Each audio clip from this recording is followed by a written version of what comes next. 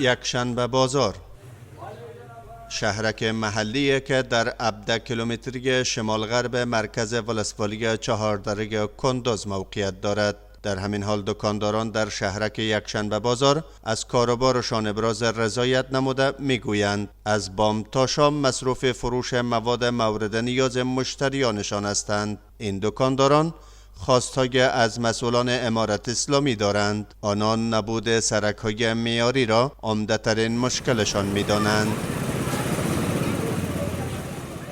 الحمدلله بازار رو به ترقی است. قبلا که انسان ماشاءالله کلی تشویق شده است، آماده دکان گرفته است، دکان بازسازی میکنه، مردم خیلی تشویق شده است. مهاجرینی که از ایران میآیند اونام دیگه تشویق شده است که همیشه بیا یک سرمایه گذاری خوب بکنه، بازار رشد کنه.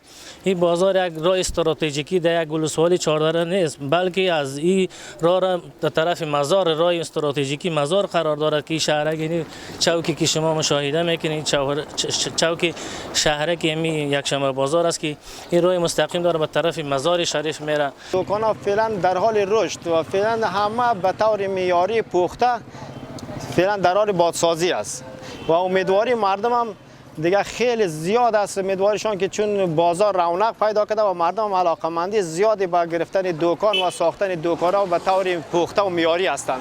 دیگه کارشان هم به طور جدی ادامه داره.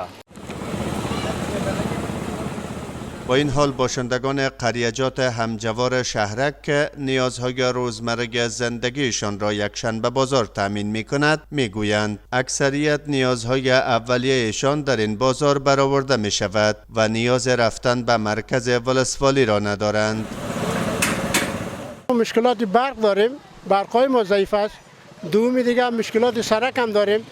خواهش ما در امارت اسلامی در دولت ما همی است که باید در سرک‌های ما متوجه باشند. از این زمستان میشه دیگه مردم یک مریضی پیدا میشه یک دیگه میشه تا شهر رسیدگی کنن. در حساب سرک‌های ما کوشش کردیم، بسیار خوشحال هستیم. مثلا مشکلات سرک داریم، مشکلات برق داریم. شکر الحمدلله راضی هستیم.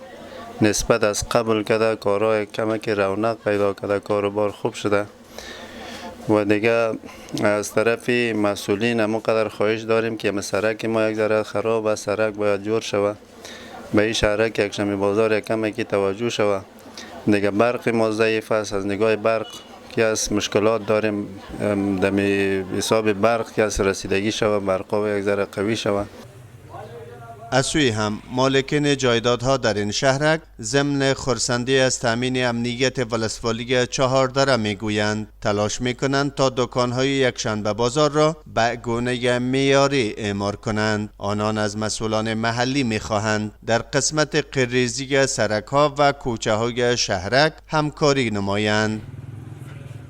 برادر یعنی دکان‌ها که به سابقه اگر 20 سال شده که دکان‌ها جور شده بود، فهمیدی؟ یعنی دکان‌ها را ما خراب کردیم، دیگه دکان‌های جدید جور کردیم که یعنی برادر یعنی تا امارت اسلامی آمدن تا برادر این بازاره که ما بسیار رونق خوب کرده، بازار ما به ترقی است. یعنی مردم ها است دکان آماده جور کرده و رفته است، فهمیدی؟ یعنی ما بازار یعنی یکشنبه بازار برادر کرکت هم است، تیم ایچی فوتبال هم هست. اینا را کلش ما مردم در اینجا ایچی کردیم که بیا برادر اینجا کرکت خدمت بکنم، فوتبال خدمت بکنه. باشندگان و فروشندگان یک بازار محلی در ولسوالی چهاردره کندوز در حال از کاروبارشان ابراز رضایت دارند که با تامین امنیت و فراهمسازی فرصت‌های سرمایه گذاری باشندگان اکثریت مناطق دوردست این ولایت جایدادهایشان را به مراکز تجارتی مبدل نمودند.